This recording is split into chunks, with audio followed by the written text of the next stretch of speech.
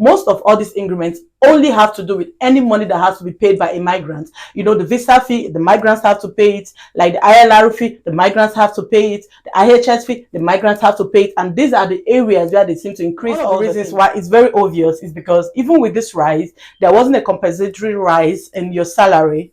Of course, so if maybe before you were able to budget around £400 from your salary to feed your household, now you're budgeting almost £800 to feed your household, but still there wasn't an increase in the pay. Okay, so you're still sitting at the same pay, but now you're having to spend more. Hello, beautiful people. Hello, and welcome back to my channel. It's your girl Ada. Now, if you are a returning subscriber, I would like to say a huge thank you for tuning in again to watch me chat. Thank you so much. And if you're seeing my face for the first time, thank you for stopping by. Please do take a second of your time to hit the like button, just so YouTube can recommend this video to other people who also like to hear what I'm talking about today. And if you do find this content interesting and you want to see more of it, consider subscribing as well to join the family. Okay. Today's video, it's more personal, kind of, because it's been nearly 5 years, well, totally around 5 years of me being in the UK. And frankly, a lot has changed, like a lot has changed. Some of these things have changed to the negative and some to the positive. Well, positive, I don't know how many positive changes or how many positive laws have been made in regards to immigrants. Okay, so understand that these changes I'm talking about is all in regards to immigrants, in regards to people who have come down here to work, in regards to nurses, in regards to doctors, even in regards to students who've come down to the UK. Now I'll be making sort of a comparison between 2018 to 2023, the way things used to be and the way they are now, just looking at what might be in the near future as well. This is not in any way to discourage anybody who is considering coming to the UK. No, of course, I'm all come to the UK. You know, I'm all team come to the UK, definitely. But this is just like a reality of what is actually happening or what has happened so far. Some of these changes I'll be talking about are things that happened to me personally, or some of them I'm just going to be, you know, from my own point of view, from my own perspective.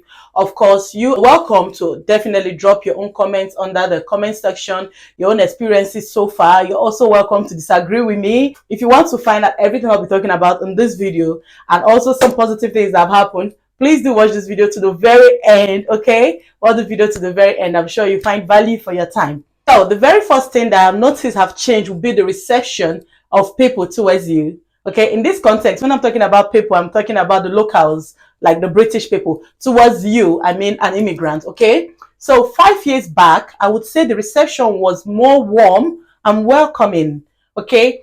Well, maybe it's because I came to Northern Ireland, which was still new to having immigrants coming over, because at the time when I came down here, you could go like days without seeing an African in the street. You go like days without seeing any other immigrants around, except maybe at work, because most persons who came definitely came to work. So you can find them at work. But outside in your environs, you would hardly see like immigrants like you. So I feel that they were more welcoming, like in the buses, they were more social towards you. And even if anybody ever asked you any question, it was genuinely out of curiosity, and which I didn't have any issues answering at that point, because please see that you were asking out of curiosity. You wanted to know, you know, how people ask you about your hair, how people ask you about where you're from, and all those kind of things. You know, even your colleague at work, people, your neighbors, they were genuinely interested. Okay, now I understood at that time this was just because of them seeing people. Most of them were just seeing immigrants for the first time. That's the truth. Okay, aside from the ones they've seen maybe in television and all those kind of things.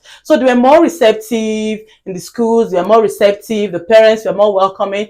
But now it doesn't seem like the same anymore. They seem to be a little bit more hostile, I would say, more harsh, more, you know, arrogant, those kind of things. You can completely disagree with me, but this is my personal feelings, my personal experiences. There are times now when you park your car and then you come out and somebody has written things on it and they're like, go back to where you're coming from. You know, those kind of things. You know what I'm talking of. And then there were times when I will post a video and then somebody will be like, oh, we don't want to use here anymore. Can you just go? You know, those kind of things were never coming up. I don't know. So that's like one of the major changes I've noticed. The attitude is no longer welcoming as it used to be. It's now a little bit more, you know, hostile kind of. So that's one of the major changes I have noticed in this last 5 years, and I don't know if it's going to get any better. It might just get worse. Okay, so you might just want to prepare for it and have it at the back of your mind that it is what it is. Okay, so moving on, the next thing I have noticed that have changed drastically would be like the increase in the cost of living. Well, I do understand that generally there seems to be a hike in the cost of living, virtually in every place. Okay, but right now in the UK, because I've been here for the last 5 years, if I begin to trace back to the cost of living back then in context of groceries and house rent, okay, I'll be talking about this one specifically. If I think of how much I was spending for groceries as a family of four in 2019 and compare it to what I'm spending now as groceries for a family of, okay, 4 or 5, we're now 5, okay, in the UK, like the difference is just not comparable. So I would be able to spend around 70-80 pounds for groceries for a week, and that would be we'll even have like something is rolling over to the next week. But now if I go to the shop and I'm spending 150 pounds, that would be because I'm mising. Like that's because I'm trying my best not to overspend more than that. I'm working on a budget, because if I was just to buy as much as I was buying back then, I will be spending over 200 pounds. That's how much things have skyrocketed. Now, I'm not talking about the African food or anything. I'm talking like your major day-to-day groceries, your egg, your milk, your bread, your, all the other things, all those little things you just need to stock up the house. Like the prices have gone double. The prices have gone double. Everything has skyrocketed. Okay. So it's no longer the way it used to be. But then one of the reasons why it's very obvious is because even with this rise, there wasn't a compensatory rise in your salary, of course. So if maybe before you were able to budget around 400 pounds from your salary to feed your household, now you're budgeting almost 800 pounds to feed your household, but still there wasn't an increase in the pay. Okay, so you're still sitting at the same pay, but now you're having to spend more. Another thing would be the housing. Back in 2019, 2018, with 500 pounds, 600 pounds, you get a comfortable 3-bedroom flat house. Okay, here in the UK, you would definitely, especially in Northern Ireland. Okay, let me say Northern Ireland specifically, because in England it's always been a little bit more expensive, right? So in Northern Ireland, you will get a comfortable 3-bedroom house for 500 pounds, 600 pounds. That was 3-4 years, 5 years ago. But now, guys, if you don't have 1,200 pounds, you're not getting anything. There was a lot of persons who bought houses around 2018, bought 3-bedroom houses, 150,000 pounds, and the interest rate at that time was so minimal, like 1.2, 1.4, 1.8. You don't want to see the prices of a 3-bed house now. You're getting some of them as much as 250,000 pounds. Now I'm relating, like I'm trying to compare apples to apples. So I'm talking of the same houses in the same areas. Okay, like that is how much it has skyrocketed. So things have just gone, it just keeps topping up and topping up, and it's just going. And another change I would say I've noticed then would be the jobs, of course. Like there seems to be cut down on everything. The government is cutting down. They don't have money to pay more staff, so they're reducing. Before, as a health worker or as a nurse, you always had like extra shifts, you have bank shifts, you have agency shifts, like you have those sort of things to augment your pay. But now they are no longer as they used to be. Not just only because they have enough hands, but because the government isn't anymore willing to pay out to spend that amount of money anymore paying, So now there is like so many laws, so many rules trying to cut down the use of agency staff, the use of bank staff, try to work with the hands you have. Don't bring in any new staff. I met somebody coming all the way from England to do an extra shift in Northern Ireland. Like, it's that bad. It is that bad. And I was shocked when she told me she was coming from England to work here in Northern Ireland, because she couldn't get any more shifts in England. So it's getting very, very rough. Things are tightening up. Things are tightening up. The budgets are budgeting. The budgets are budgeting. Everything is just so rough. It's just, it's just piling up. So the jobs are no longer as they used to be. Even for some other persons who are already in the country, like spouses. So people who are already in the country, getting jobs, some of them will go as much as 3 months without getting a job. Employers don't have money to pay. Everything is just on the low. That's another big change that has occurred. Major change that has also occurred within these 5 years has been like the steady increase of the IHS fee. Now, this is change that affects the immigrants mostly, those who are not healthcare workers, who have to pay like the immigration health surcharge. There have been like increase, as 4 or 5 years ago, it used to be like 284 pounds around that time per year, of course, and then you pay, for 3 years, then it will be around nearly 700, 800 pounds. But now it's almost, it's by next year it's going to be over £1,000. We've heard the new news and all. It's going to be over £1,000. Like that's like over 100% increment, and that's like £1,000 per year. That is that's mad. It's really mad. Okay, that's another huge thing that's gone up. That's not just it. There's also been like a hike on the ILR fee. It used to be like 2005 before. Now it's like 3,000 or 2008 thereabout. I'll put in the right figure. And there's also increase in the visa fees. So there just seems to be increase in every ramification, everything that has to do with money. Everything that has to do with money, there is an increase, especially when it has to do with migrants. Anything that an immigrant has to pay, the price has definitely gone up, okay? So that's the thing about all these increments I'm pointing out, because most of all these increments only have to do with any money that has to be paid by a migrant. The visa fee, the migrants have to pay it. Like the ILR fee, the migrants have to pay it. The IHS fee, the migrants have to pay it. And these are the areas where they seem to increase all the things. So yeah, it seems like, what's happening? You're literally trying to fuel the country as a migrant. Then the last stroke that actually broke the horse's back, like the one that's thrown everybody off balance, that's been like a very huge and bitter pill to swallow, is like the new 5-point net immigration agenda that was just released last week.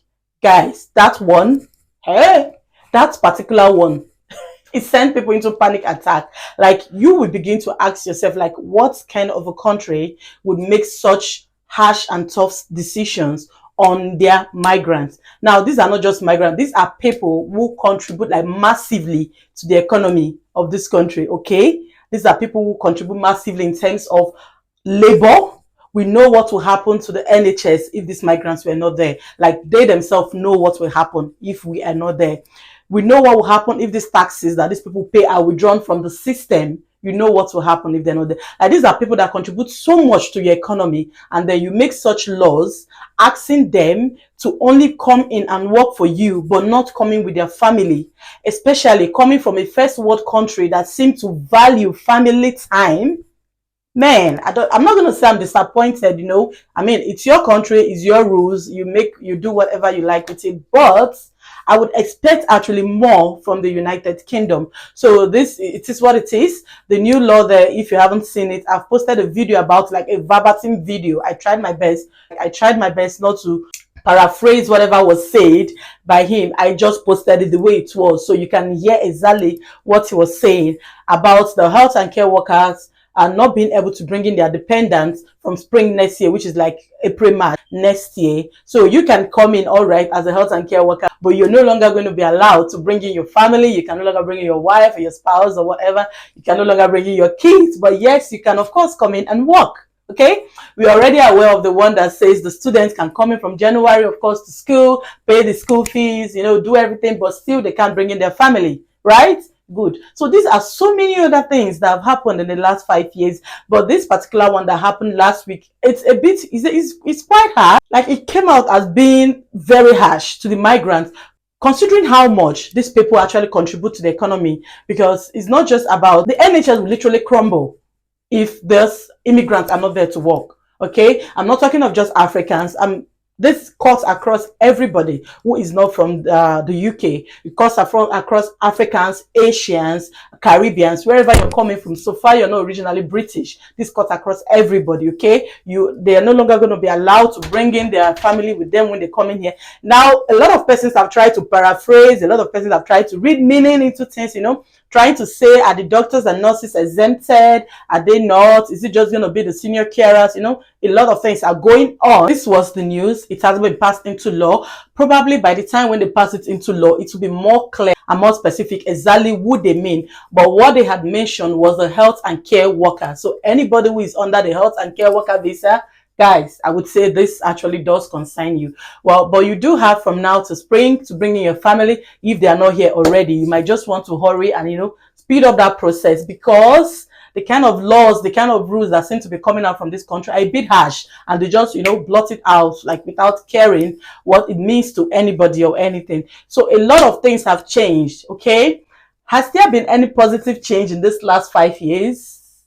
Well, I can just list that one actual, like, impactful positive change financially for immigrants, and that's only for the health and care worker visa holders. And that was just because of the COVID. Okay, when the COVID hit, we all know what happened with the NHS. The NHS was at the verge of crumbling because the staff would not even go to work. But then these immigrants were still going to work. And because of that, in order to compensate, they decided to take out the IHS fee.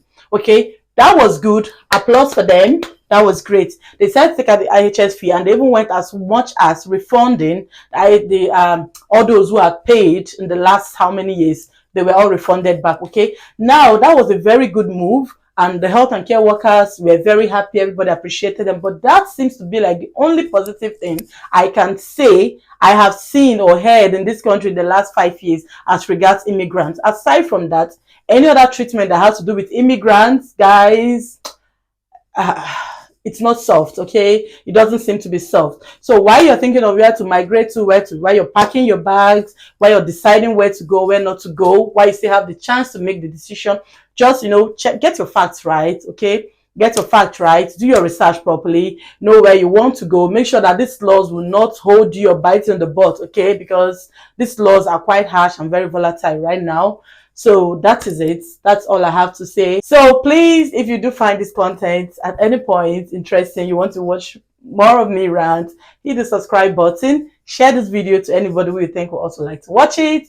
And until next time, I will see you in another of my video. But for now, bye.